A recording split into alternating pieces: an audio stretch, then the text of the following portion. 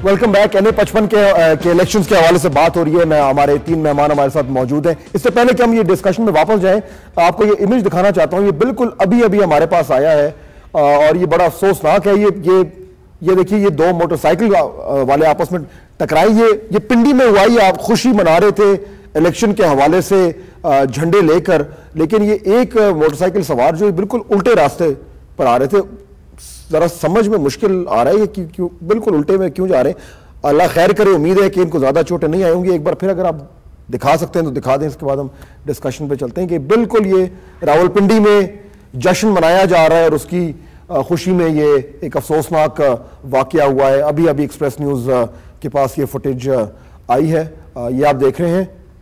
और ये बिल्कुल उल्टे रास्ते में ये मोटरसाइकिल वाले जो हैं ये जा रहे हैं और ये हेड ऑन कोलिजन हुआ है।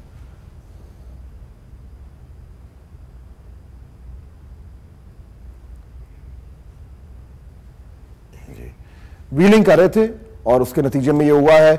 उम्मीद करते हैं, दुआ करते हैं कि ये चोटें ज़्यादा सीरियस नहीं होंगी और ये दोनों खैरियत से होंगे। बहरहाल डिस्कशन की तरफ चलते हैं।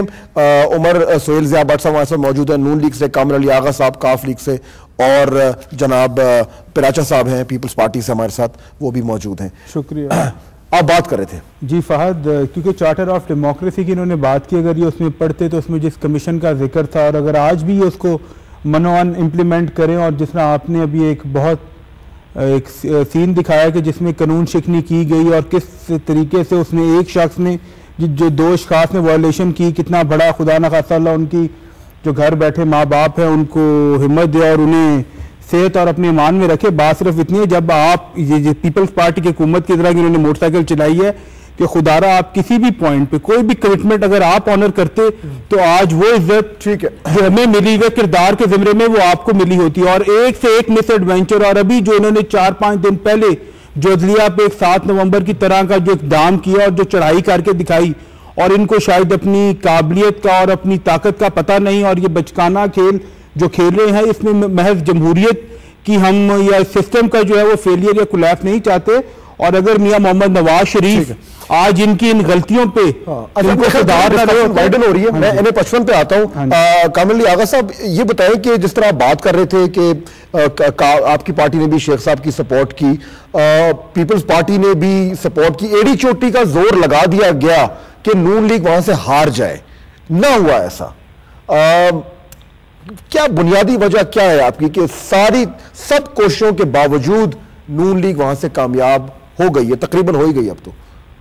फाद, मैं जाती तौर पे ये समझता हूं कि एक पॉलिटिकल वर्कर की हैसियत से जो मैं महसूस कर रहा हूं वो ये है कि जितने वोट शेख रशीद को पड़े हैं, और अगर आप ये 50,000 के करीब पहुंच जाते हैं तो ये 40,000 का फर्क जो है, ये क्या ट्रेंड चेंज नहीं हो रहा? आप इसको देखें। आप ये देख रहे हैं कि ये नून लीग को कितने वोट पड़े हैं, आप ये देखें कि शेख रशीद को कितने वोट बढ़ के पड़े हैं, पिछली दफा से कितने ज्यादा पड़े हैं, और वो किसके खिलाफ गए हैं? ये हुकूमत के खिलाफ। क्या उन लोगों का वोट ऑफ नो कॉन्फिडेंस नहीं है? और इतनी बड़ी तादाद में अगर लोग जो है वो हुकूमत को की कारकर्दगी पर तनकीद करते हुए और उनको अपने वोट के जरिए उसको निशानदेही कर रहे हैं कि हम आपके खिलाफ, आपकी पॉलिसियों के खिलाफ, और आपकी जो 10 दिन के अंदर 25 रुपए वाली चीनी जो है वो 90 रुपए में बिकनी शुरू हो गई, उसके खिलाफ ये वोट दे रहे हैं।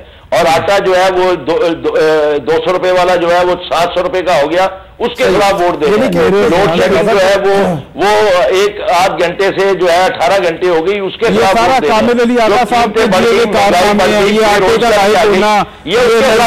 हैं। ये उस परवेज मुशर्रफ के दौर के तमगाजात हैं जो आज आपका वर्दी में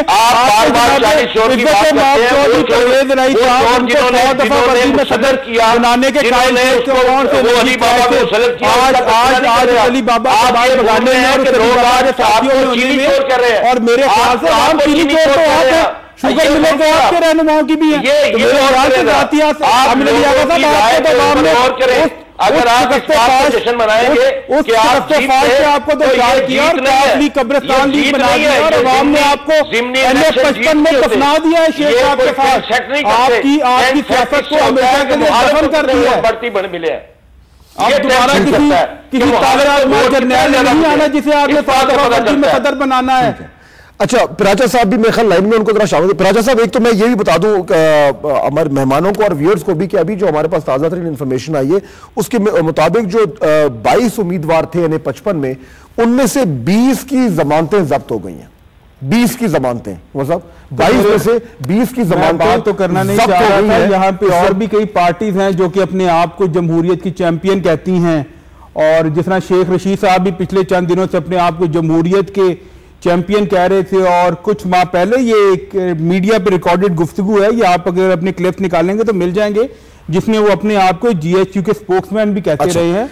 लेकिन तो मेरे ख्याल से और यहाँ पे परवेज मुशर्रफ के इलेक्शन के अंदर उनके जो है वोट इकट्ठे करने में जनाब इमरान खान की पार्टी का भी रिजल्ट आपने देख लिया है, जो पिछले चंद दिनों से इमरान साहब है और जो लॉन्ग मार्च जिसका सेहरा जब्त हुई है, जिसके दूल्हा मियां मोहम्मद नवाज शरीफ थे, और जब वो मर्द-ए-आन अपने घर से बाहर निकला और जिस तरीके से अवाम का समुंदर और सैलाब उसके पीछे निकला, और महज सिर्फ क्योंकि हम अपनी जात की। अच्छा, पिराजा साहब आप लाइन पर हैं हमारे साथ? जी मैं बिल्कुल लाइन। अच्छा, ये देखिए, मैं आपसे ये पूछना चाह रहा हूं कि ये जो अभी बात कर रहे थे उमर साहब भी कि शेख रशीद साहब जो हैं वो एक तरफ पूरी नून लीग, नवाज शरीफ साहब खुद अखाड़े में आए, तो एक तरफ पूरी हाई कमांड नवाज शरीफ साहब की, सवाल कर लूं, और उसके साथ साथ उनके जितने लीडरशिप है वो आई, पूरी एड़ी चोटी का जोर लगाया।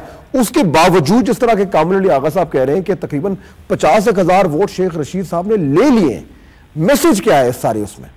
मैं जहां तक मैसेज की बात की आगा साहब ने, मैं उनसे एग्री करूंगा कि ये हुकूमत पंजाब के लिए जरूर मैसेज है कि उनके खिलाफ कितना वोट गया।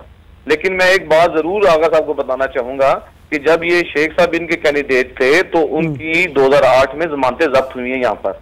मैं ये समझता हूं कि पीपल्स पार्टी के वोटर ने शायद शेख साहब को वोट नहीं दिया, बल्कि उन्होंने अपना एक राय का इजहार किया है पंजाब गवर्नमेंट के बारे में और नून की जो गाइडलाइन है। अच्छा, यानी एंटी नून वोट पड़ा है सारा पीपल्स पार्टी का। एक मिनट मेरी बात सुन लीजिएगा आप। जी जी। और क्योंकि मेरे इस भाई ने फिर वही बातें की हैं जो कि हम इनको समझा रहे हैं कि जो अगर ये COD सिर्फ अगर इन्होंने वो तीसरी बार वज़ीर-ए-आज़म की शर्त तक रखना है तो फिर तो वाकई वो हम अभी तक शायद नहीं कर सके।